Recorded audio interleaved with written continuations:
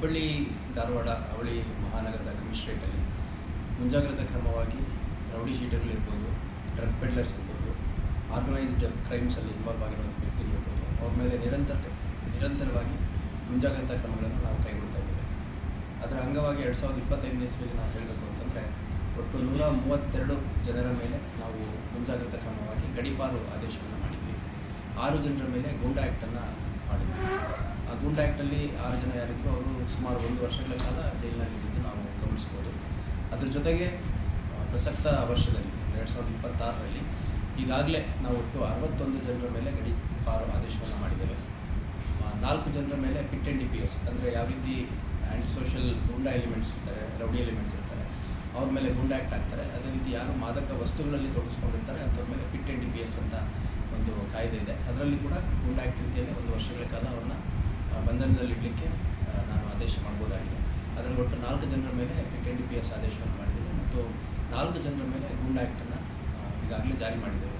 ಮತ್ತು ಇನ್ನೂ ಹೆಚ್ಚಿನ ಸಂಖ್ಯೆಯಲ್ಲಿ ಕಾನೂನು ಸುವ್ಯವಸ್ಥೆ ಸುಧಾರಿಸಲಿಕ್ಕೆ ಮತ್ತು ಸಾರ್ವಜನಿಕ ಸ್ಥಳಗಳಲ್ಲಿ ಯಾವುದೇ ಒಂದು ಅಹಿತಕರ ಘಟನೆ, ವಯಲೆನ್ಸು ಅಥವಾ ಅಸಾಲ್ಟ್ ಮಾಡುವಂಥದ್ದು, ರೌಡಿಸಮ್ ಮಾಡುವಂಥದ್ದು, ಆರ್ಮ್ಸ್ ಇಟ್ಕೊಂಡು ಓಡಾಡುವಂಥದ್ದು, ಈ ಥರ ಯಾರಿದ್ದಾರೆ ಇಂಥವ್ರ ಮೇಲೆ ಮುಂದುವರೆದ ಕ್ರಮವನ್ನು ಕೈಗೊಳ್ಳಲಾಗ್ತದೆ.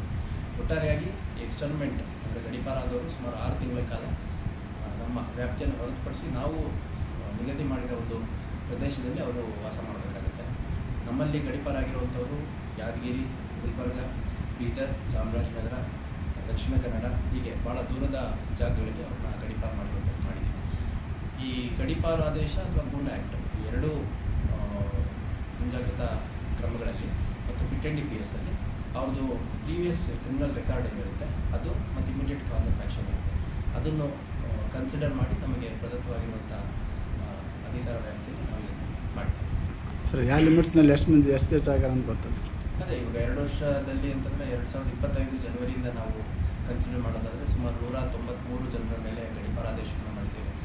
ಒಟ್ಟು 10 ಜನರ ಮೇಲೆ ಗೂಂಡಾ ಆ್ಯಕ್ಟನ್ನು ಮಾಡಿದ್ದೇವೆ. 4 ಜನರ ಮೇಲೆ ಪಿಟ್ ಆ್ಯಂಡ್ DPS ಅದು ಮಾದಕ ವಸ್ತುಗಳ ಕುರಿತಾಗಿರುವಂಥ ಪ್ರಕರಣಗಳಲ್ಲಿ ಅವ್ರ ಮೇಲೆ ಪಿಟ್ ಆ್ಯಂಡ್ DPS ಜಾರಿ ಮಾಡಿದ್ದೇವೆ. ಓಕೆ.